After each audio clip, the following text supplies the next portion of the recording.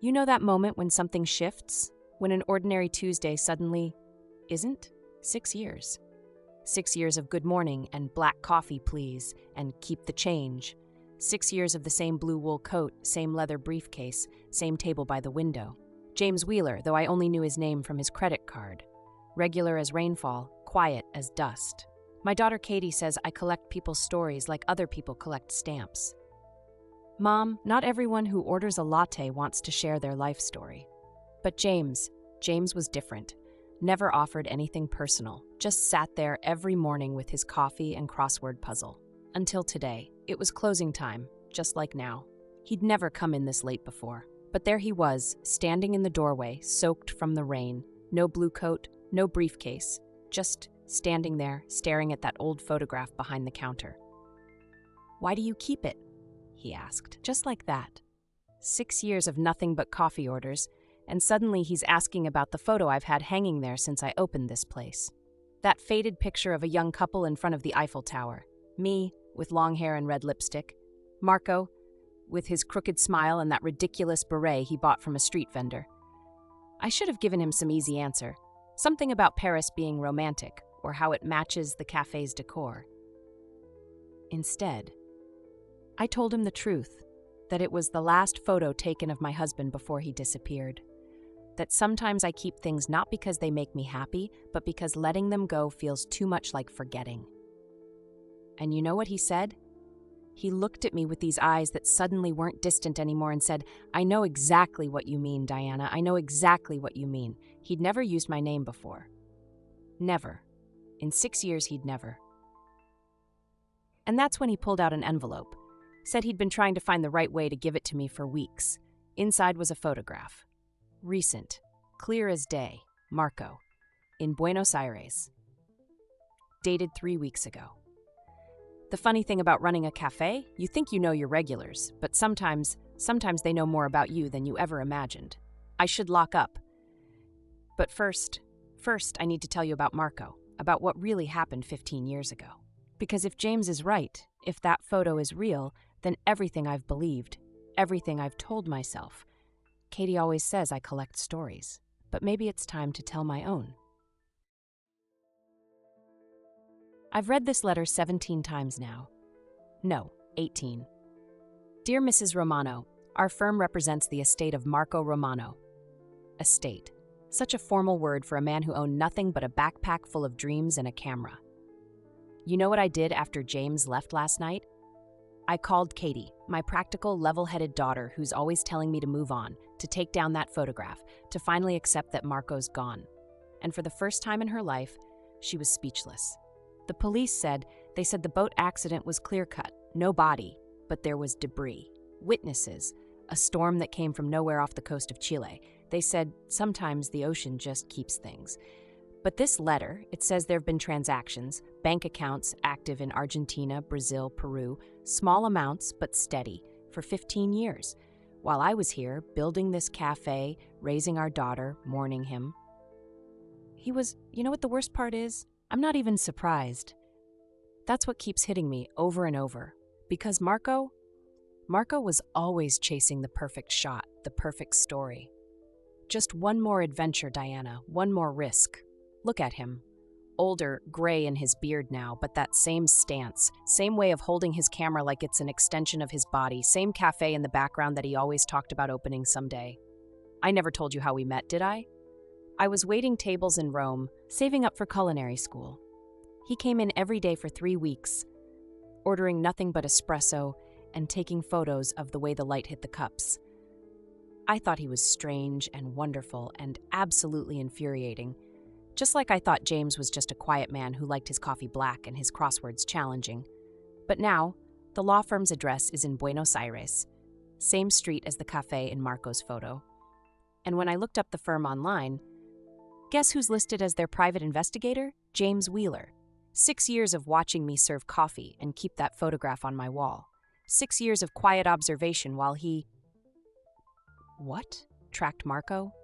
Waited for the right moment? The cafe's closed tomorrow. Personal day. First one I've taken in 3 years, because at 9 a.m. I have a video call with this law firm, and I need to know. God, I need to know everything. But here's what terrifies me. What if Marco isn't the only one who's been lying all these years? What if James isn't just some private investigator who found a missing man? Because today I found something else. A photograph from 20 years ago in Marco's old camera bag. A group shot at a photography exhibition in Milan. And there, in the background, younger but unmistakable, is James, standing right next to Marco, smiling like old friends. They say you never really know someone. Even after 20 years of marriage, 15 years of grief, or 6 years of serving them coffee, the video call is in 10 hours. And I honestly don't know what scares me more, the answers I might get, or the questions I might have to answer myself. The video call never happened. Instead, I got an email. Due to circumstances beyond our control, we need to reschedule. Circumstances, such a careful word. Much like how the police called Marco's disappearance an incident, or how I've called that night a misunderstanding for 15 years. I've never told anyone what really happened. Not Katie, not the police, not even my own mother. But after what I found today, God, I need to say it out loud, just once. Even if it's just to an empty cafe and a camera, it wasn't a normal storm that night. The Coast Guard was right about that part. But Marco wasn't on that boat. I know because I was supposed to be on it with him. We'd been fighting for weeks, his endless trips, his obsession with some story he wouldn't tell me about. He kept saying it was big, the kind of story that changes lives, Diana. I thought he meant a photography project. That night, he packed 2 bags, said we needed to leave right away, that he'd explain everything on the boat, that it wasn't safe to stay. I thought he was having some sort of breakdown. We fought. I said terrible things, called him paranoid, told him to leave if he wanted to, but I wasn't going anywhere. Then James showed up. 15 years younger, different name back then, but it was him. Marco saw him through the window, and I'd never seen him so terrified. He shoved an envelope into my hands, made me promise to hide it. Then he ran. Just ran into the storm. This envelope. 15 years, and I've never opened it.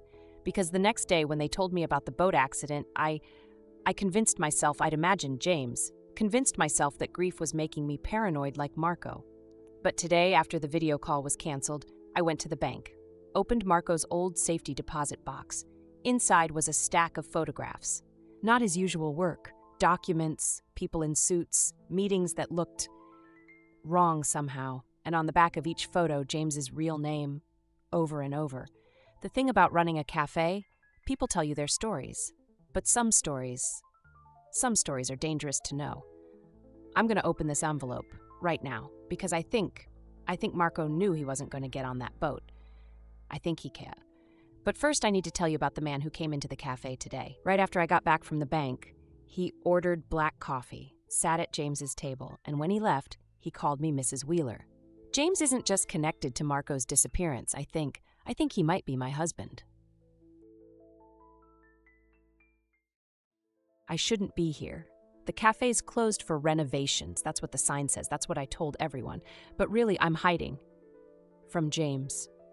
From the truth. From whatever the hell is in these photographs I found in that envelope. They're all dated, methodical, like a surveillance log. Marco tracking, James tracking someone. They go back 25 years, long before I met either of them. But here's the thing that makes no sense. In every photo, James looks exactly the same. Not younger, the same. This one's from 1999. Same face, same eyes, same everything. This one, 2008. No difference. Last week, still identical. It's like he doesn't. God, I sound crazy. People don't just not age. But then again, people don't fake their deaths and disappear for 15 years. They don't spend 6 years pretending to be a stranger to their own wife. They don't... Sorry, just the wind. I'm getting jumpy. But you would be too if you found out what I discovered this morning. I finally called that law firm in Buenos Aires, got through to a junior partner who didn't know not to talk to me. Want to know something interesting? James Wheeler died in 1962. Car accident. He was some kind of government researcher, specialized in, get this, temporal physics.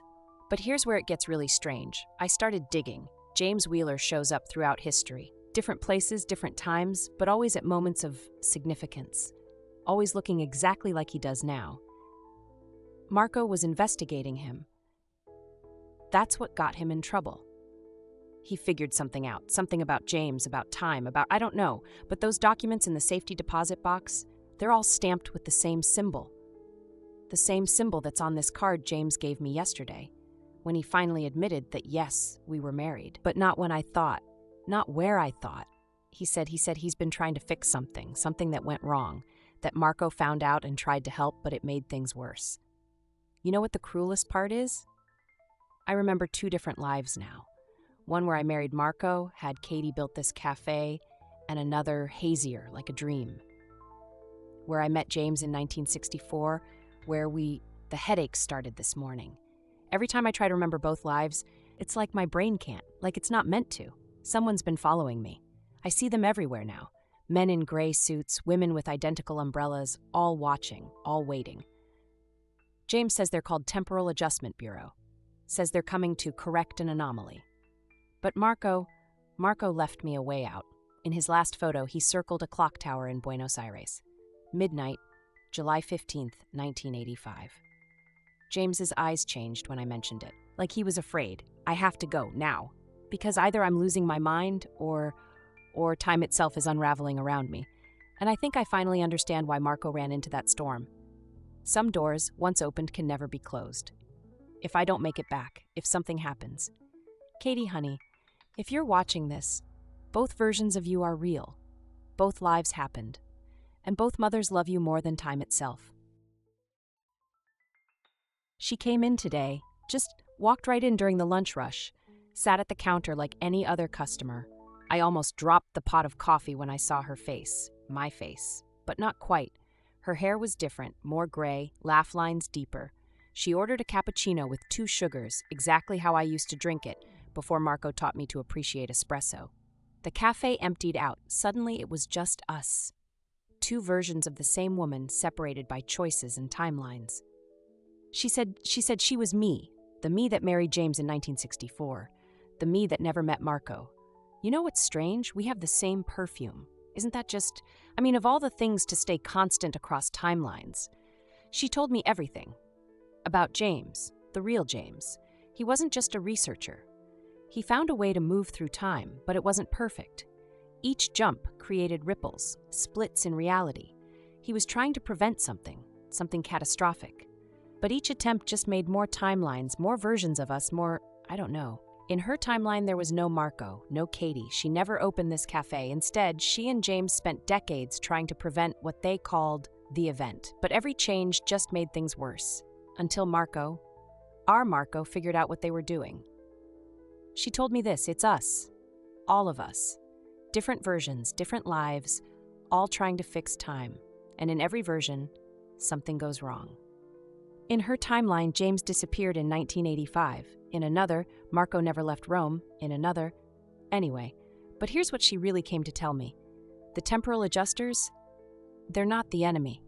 They're us, all of us, from every timeline, trying to keep reality from completely unraveling, each version thinking they're doing the right thing. She said Marco found a solution, a way to merge the timelines, to fix everything. But it would mean only one version of each of us could survive. One set of memories, one life. The clock tower in Buenos Aires, it's not just a meeting point, it's a choice point, a place where all the timelines converge. She says if I go there, if any version of me goes there, we'll have to choose. One life, one truth, one reality. But which version is real? The me who married Marco, had Katie, and built this cafe? Or the me who married James and spent decades trying to save the world? Or maybe there's another version we don't even know about. She left something else, a letter, from Katie. But not my Katie, her Katie, the one who exists in yet another timeline. I haven't opened it yet. I'm not sure I should. Because if I read it, if I learn about another life, another daughter, how am I supposed to choose?